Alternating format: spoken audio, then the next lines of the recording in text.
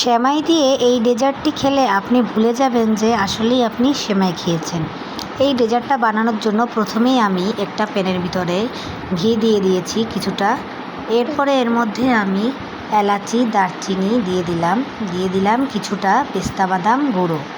এখন এটাকে একটু ভালোভাবে ভেজে তারপর এর মধ্যে আমি 1 প্যাকেট লাচ্ছা সেমাই দিয়ে দিয়েছি। এখন এটাকে আমি একটু ভালোভাবে ভাজবো।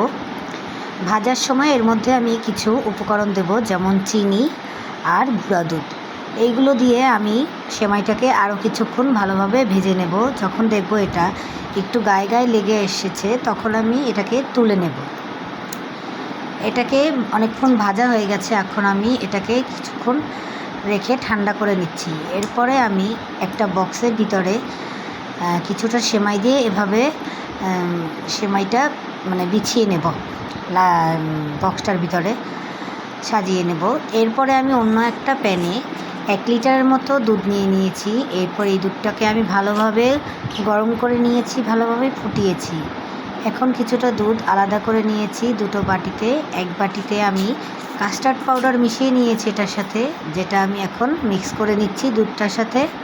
যখন দেখব দুধটা অনেকটা টেনে গেছে তখন এগুলোকে মিক্স করব। এরপর অন্য বাটির দুধের সাথে আমি কিছুটা কর্নফ্লাওয়ার নিয়েছি, সেটাও গুলে আমি ওই দুধের সাথে মিক্স করে নেব ভালোভাবে। এরপরে এটা আমি অনেকক্ষণ জাল করব। কিছুটা কর্নফ্লেক্স মিল্ক দিয়ে দেব, কিছুটা গুঁড়ো দুধ দিলাম আর কিছুটা চিনি দিলাম। এখন এটাকে আমি ভালোভাবে জাল করব যতক্ষণ না পর্যন্ত এটা ঘন হয়ে যায়।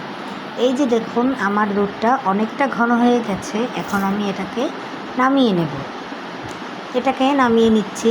এরপরে যেই সেমাইটা আমি সাজিয়ে রেখেছিলাম ওর উপরে এই দুধের ব্যাটারটা আমি দিয়ে দেব।